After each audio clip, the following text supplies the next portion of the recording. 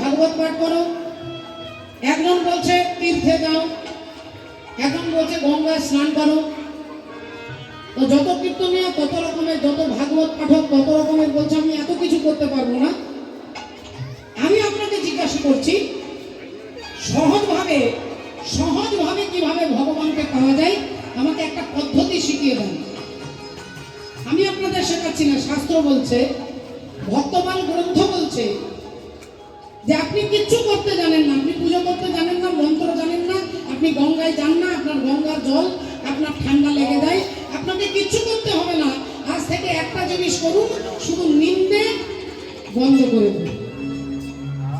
কারণ নিন্দে করবেন না। যিনি নিন্দুক ব্যক্তি তার নিন্দা তো করাই যাবে না। কোন বাজে লোকের নিন্দা যদি আপনি করেন, ওর পাপটা আপনি নিয়ে নিচ্ছেন। নিন্দে করা বন্ধ করতে হবে, নিন্দে করা যাবে না। আপনাদের কাছে উদাহরণ দিচ্ছে শাস্ত্র। এক সাধু বাবা, তার জীবনে একটা ব্রত, তিনি একজনের কাছে ভিক্ষা চাইবে, আর তিনি ভিক্ষায় যা দেবে সেটা নিয়েই তিনি চলে যাবে, তিনি আর দ্বিতীয় অন্য কারোর কাছে ভিক্ষা চাইবেন। এটা তার, তিনি সাধু, তার এটাই হচ্ছে ভজন। কাছে চাইবে, 1 টাকা দিলেও চলবে, 4 আনা দিলেও চলবে, না দিলেও চলবে। যদি না দেয়, আমি জল খেয়ে সেদিন ভগবানের ভজন করতে করতে কাটাবো, আবার পরের দিন অন্য কারোর কাছে চাইবো। এই সাধু বাবা এভাবে জীবন চলতে চলতে একদিন রাস্তা দিয়ে না, ওসব সাধু সাধুদের দেখলে গা জ্বলে যায়, সাধুদের দেখলে, ভক্তদের দেখলে গা জ্বলে যায়। রাজার কাছে সাধু এসে বলছে ভিক্ষাং দেহি।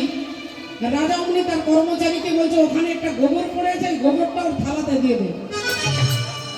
কর্মচারী গোবরটা তুলে থালার মধ্যে দিয়ে দিয়েছে।